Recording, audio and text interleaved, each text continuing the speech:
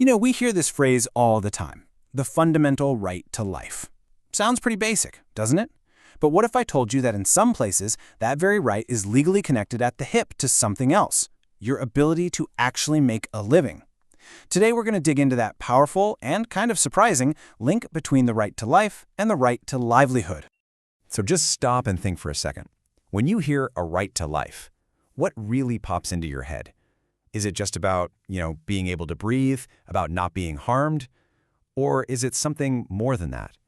Does it mean you have a right to a life with some actual quality, with some dignity? That's the exact question we're going to unpack. And here's the twist at the very heart of our explainer. When it comes to Indian law, the Supreme Court has made it crystal clear that the right to life isn't just about mere animal existence. Nope, it's way broader than that. It actually explicitly includes the right to livelihood. So let's figure out how on earth they got there. All right, to really get this, we have to start at the very beginning, with the foundation. We're talking about the specific constitutional guarantee that this whole idea is built on. So, this is Article 21 of the Indian Constitution. Now, if you just read it, it seems pretty straightforward, right?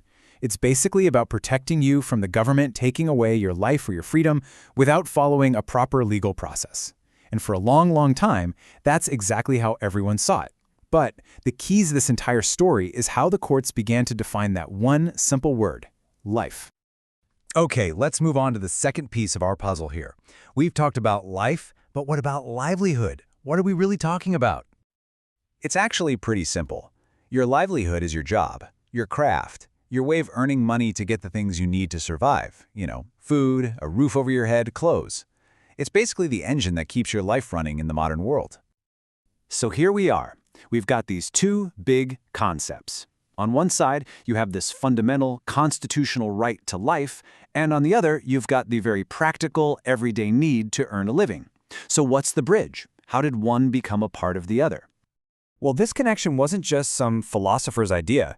It was actually forged in a huge landmark court case. This was the moment that common sense logic collided with constitutional law. And honestly, it changed everything. And here it is. This is the brilliantly simple logic that connected the dots. The court said, no person can live without the means of living. That is, the means of livelihood. It's almost impossible to argue with, isn't it? The court basically said, look, if you take away someone's ability to work, you are effectively taking away their ability to live. They're not two separate ideas. They are two sides of the very same coin. This whole principle was really cemented in a 1985 case, Olga Tellis versus the Bombay Municipal Corporation. The case was about pavement dwellers who were being evicted. The court ruled that just kicking them out without giving them any alternative would pretty much destroy their livelihood, which they argued was completely inseparable from their right to life. Now, to be clear, this didn't mean the government suddenly had to give everyone a job, but it did establish a super important protection. The government couldn't just arbitrarily take away your ability to earn a living. This case set the precedent that Article 21 protects not just your heartbeat, but your ability to sustain that heartbeat. So, okay, that's the legal stuff. But let's get down to it. Why is this so important? What's the real-world impact of saying that the right to life includes the right to a livelihood? Okay, let's really boil it down to the big takeaways.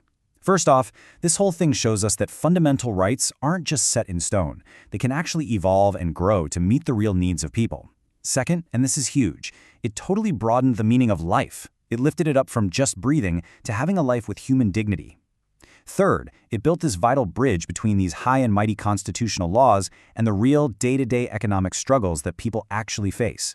And finally, the knockout punch, it recognized that you can't really have a right to life if you don't have a right to the means of staying alive. And all of that leaves us with a final thought to chew on.